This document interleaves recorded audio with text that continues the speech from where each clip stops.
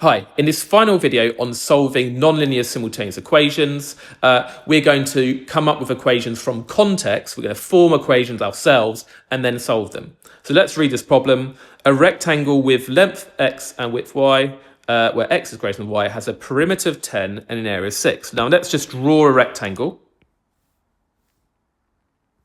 And we're told it has length x, that's the longer length, and width y. The width is the shorter length of the rectangle. The perimeter is 10. Now, how do you find the perimeter of a rectangle? You just add up all the lengths. So you've got 2 lots of x and 2 lots of y. So 2 lots of x and 2 lots of y as part of the perimeter. And we're told that perimeter is 10. Now, we can immediately simplify our equation because notice all these numbers are even. So we can just half both sides. And half of 2x is x, half of 2y is y, half of 10 is 5. So we just divided both sides by 2 because we want to make the numbers as small as possible. So that's one of our equations. And then what about the other equation? We're also told it has an area of 6. Area of 6. How do you find the area? Well, it's just length times width. So x times y is equal to 6. You've got x times y is equal to 6. So we've now got our two simultaneous equations. Now, this first equation is linear, because if you were to plot it, it would form a straight line. Linear just means straight. And the way you can respond to the equation is that you've got x and y individually, and they don't have powers. So you've got something x plus something y equals something. Whereas this other equation, it's not linear, because the x and y are being multiplied together. If you were to plot this, it would be a curve, it wouldn't be straight. Now remember the way we solve these, we substitute the linear equation into the nonlinear one.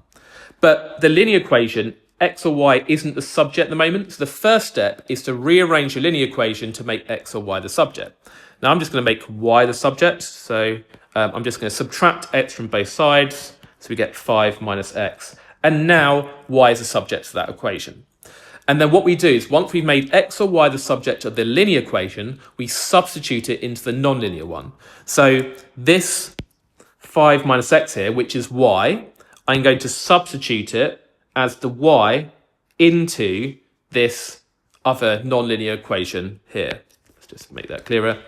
So let's rewrite this equation here, but we're going to replace the y with this linear expression 5 minus x. So we got x multiplied by y, which is 5 minus x. Notice the use of a bracket because it's x times by all of 5 minus x. And that is equal to 6. So we got that. And now we've got a nice equation, one equation just in terms of one variable. Let's expand the brackets. We've got x times 5 is 5x, and x times minus x is minus x squared. This is a quadratic equation. We want to get 0 on one side and the x squared on the side where it's going to be positive. So I'm going to add x squared, so it's now over here. I'm going to subtract 5x, and we've still got that 6 on here, and we've got equal to 0. And remember how we solve a quadratic equation? We just need to get 0 on one side, as we've done, then factorize it. So we need two numbers that add to give the number in front of the x, and times to give that constant term at the end there. What are those two numbers? Well, they're minus 3 and minus 2. So we have two brackets, x to the start of each because it's a quadratic and x squared. And then we put the two numbers in either order, minus 3 and minus 2. And then we consider, well, if the product of two things is equal to 0, then at least one of them has to be 0. So if the x minus 3 is 0, what minus 3 is 0? Well, it's 3. So x is 3.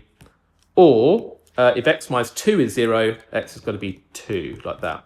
Now, because these are simultaneous equations, I need to find the value of x and y that work with each, or values of x and y that work with each. Now, we found the values of x, so we need to find the corresponding values of y.